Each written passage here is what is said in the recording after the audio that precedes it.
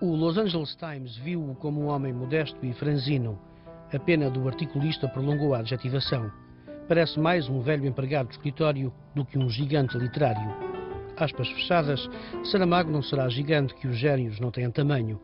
Literário, sim. Muito sim para os muitos não que lhe adornaram a escrita. Não à gramática convencional, muito menos às convenções. Não aos finais felizes quando não há razão para o serem.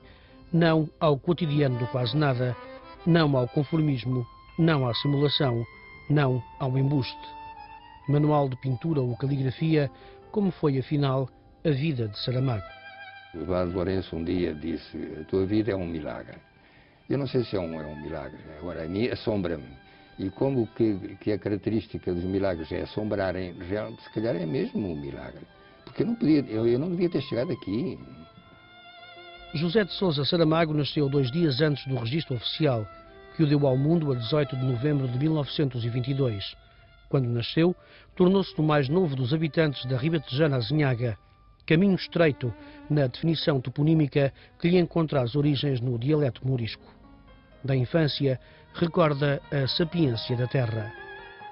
Não tenho dúvida nenhuma de que o material de que eu sou feito, e o material principal de que eu sou feito, a minha maneira de ser, comportamento, não tenho dúvidas nenhumas que nasceu ali, começou ali.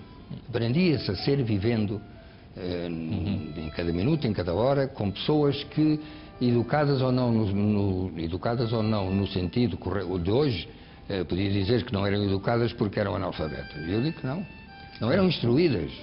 Mas por outro lado sabiam tudo quanto era necessário saber para a sua vida.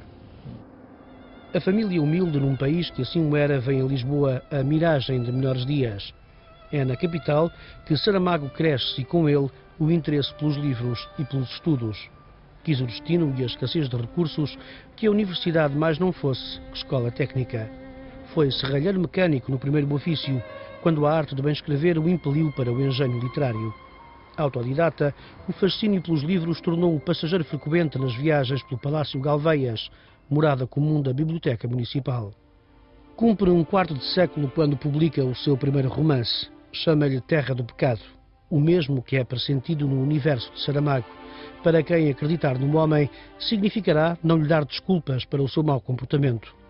Talvez por isso lhe tenham chamado pessimista. Na sua essência, dir-se-á ter sido um cético. Mas será bom não esquecer que a crítica à condição humana que perpassa na sua obra não é um mero capricho, muito menos um estado de espírito. Ela resulta da desilusão pelo mal causado a um bem que se desejaria comum. Inconformado, determinado, ousado na escrita e no pensamento que a transmite, de José Saramago se dirá jamais ter calado a ira ou omitido a crítica. Ponderado, o autor só o foi nos precisos momentos em que decidiu sê-lo.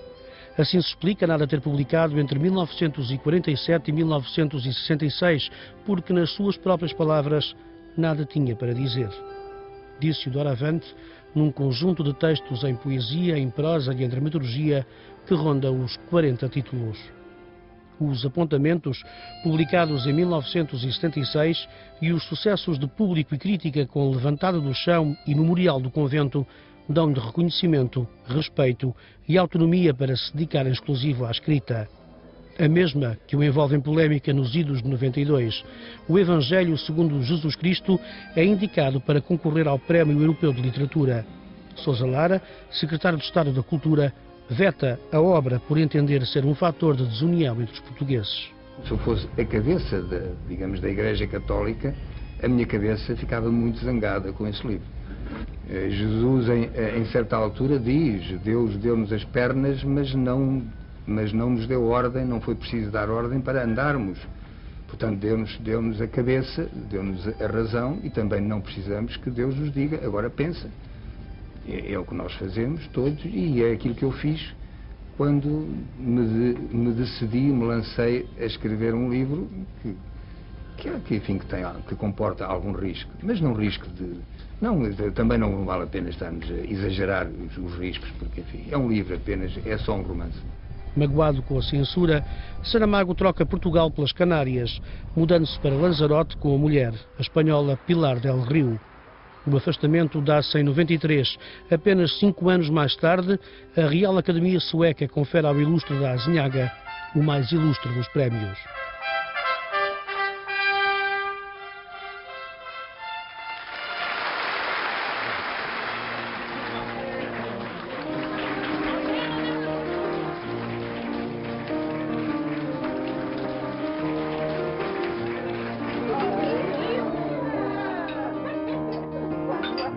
A consagração definitiva da língua portuguesa como língua universal. Esta é uma grande alegria para todos nós, mas penso que é o reconhecimento justo pelo valor da literatura portuguesa e pelo seu contributo para a cultura universal. O facto de ser um prémio Nobel para um escritor comunista, e de facto se afirma como tal, e sempre se afirma como tal, é naturalmente também uma lição de tolerância.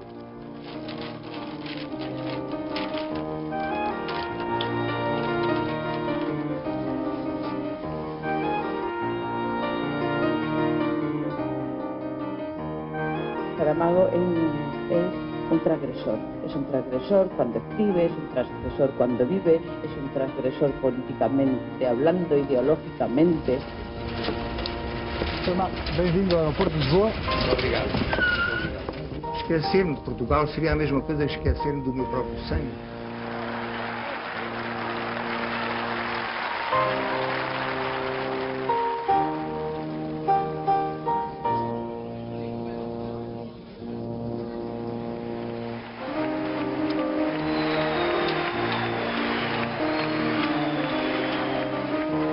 O Prémio Nobel de Literatura de 1998 está com a Revolução Cubana.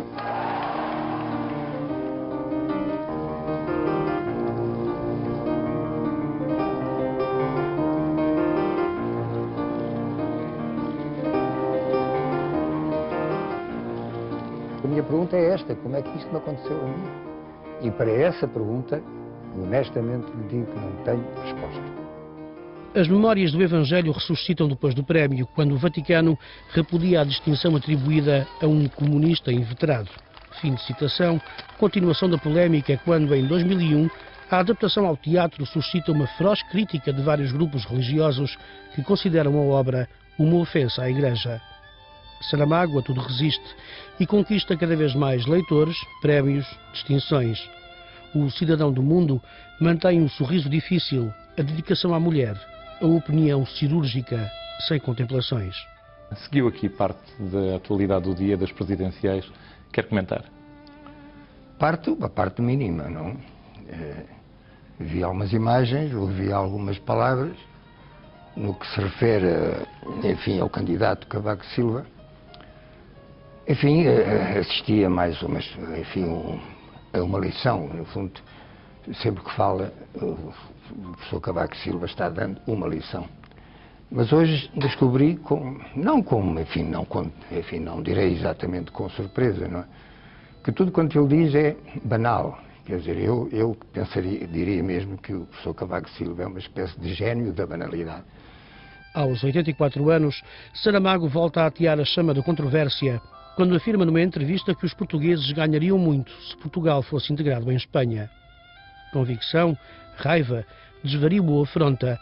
A revolta causada pelas declarações não abalou, contudo, a popularidade do Nobel. Antes terá perpetuado a imagem de inadaptado às circunstâncias que, afinal de contas, o encimaram como autor de entre séculos que tarde chegou à escrita, que cedo demais a deixou. Nem outra coisa aconteceu no ano da morte de José Saramago.